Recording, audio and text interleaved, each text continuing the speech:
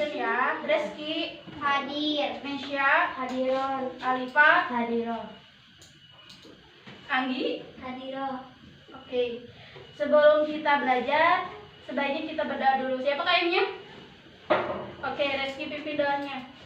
Berdoa dimulai. Allahumma fa'na fima alamtana wa alimna ma yanfa'una wajibna ilma.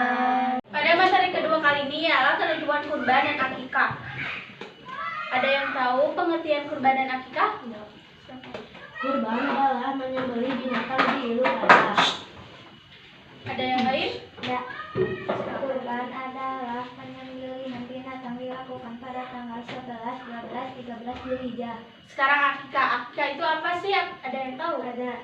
Akikah adalah penyembelihan binatang yang dilakukan apabila ada lahiran. Oke. Ada yang lain? Ada. Akikah ialah penyembelihan binatang pada saat melahirkan anak. Sekarang Ibu jelaskan ketentuan kurban dan akikah. Ibadah kurban dan akikah ialah ibadah dengan melakukan penyembelihan binatang atau ketentuan khususnya pada hewan kambing, sapi, atau unta. Kedua itu meskipun sama tapi tujuannya sangat berbeda. Akikah merupakan penyembelihan binatang yang dikaitkan dengan adanya kelahiran seorang anak, sedangkan kurban ialah penyembelihan binatang yang dilakukan bersamaan dengan pelaksanaan Idul Adha yang dilakukan pada tanggal 11, 12, 13 Zulhijjah.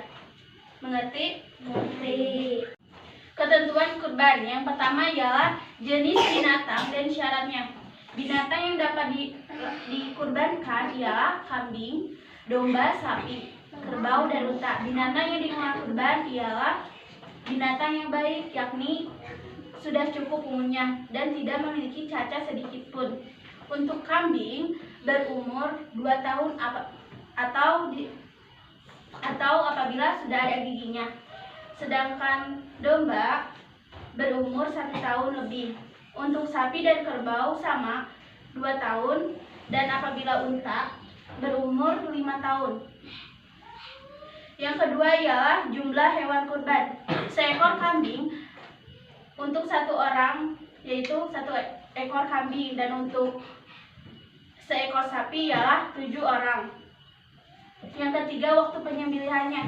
Waktu menyembelih kurban adalah pada hari nahar, yaitu pada hari Idul Adha 10 Zulhijjah atau hari tasyrik, yaitu 11, 12, 13 Zulhijjah. Yang keempat, yang menyembelih kurban. Yang paling berhak untuk menyembelih kurban ialah orang yang berkurban sendiri. Apabila tidak bisa dilakukan orang lain yang mampu menyembelihnya.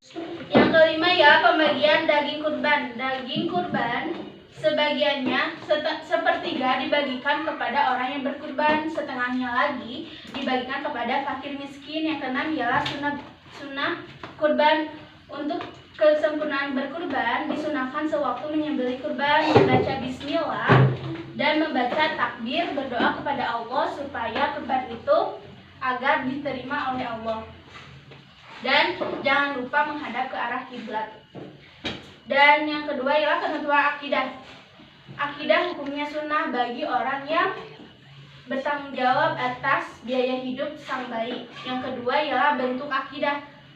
Menyembelih 2 ekor kambing untuk bayi anak laki-laki dan 1 ekor kambing untuk bayi anak perempuan. Yang ketiga ialah persyaratan hewan akikah. Binatang yang dapat disembelih untuk akikah adalah kambing, domba, sapi, atau kerbau. Unta juga bisa. Binatang yang digunakan adalah binatang yang baik, yakni sudah cukup umurnya dan tidak memiliki cacat sedikit pun. Untuk kambing sudah berumur 2 tahun dan untuk domba sudah berumur 1 tahun lebih. Sedangkan unta sudah berumur 5 tahun. Yang keempat ialah daging hewan akikah dibagikan kepada fakir miskin, keluarga, dan tetangga dalam bentuk siap saji sudah dimasak. Di samping dibagikan daging akikah dapat juga dinikmati oleh yang berakikah. Dan yang terakhir yaitu waktu penyembelihan. Akikah adalah 7 hari, 14 hari atau 21 hari setelah kehadiran seorang bayi. Jadi 7 hari, 14 hari atau 21 hari setelah kelahiran seorang bayi. Jika pada waktu itu tidak bisa, maka dilakukan di waktu-waktu yang lain. Apakah ada yang mau bertanya? Ada Bu, apakah boleh bagi laki-laki hanya 1 kambing? Bagi yang tidak mampu, boleh saja menyembelih 1 ekor kambing untuk anak laki-laki. Oke, ada lagi?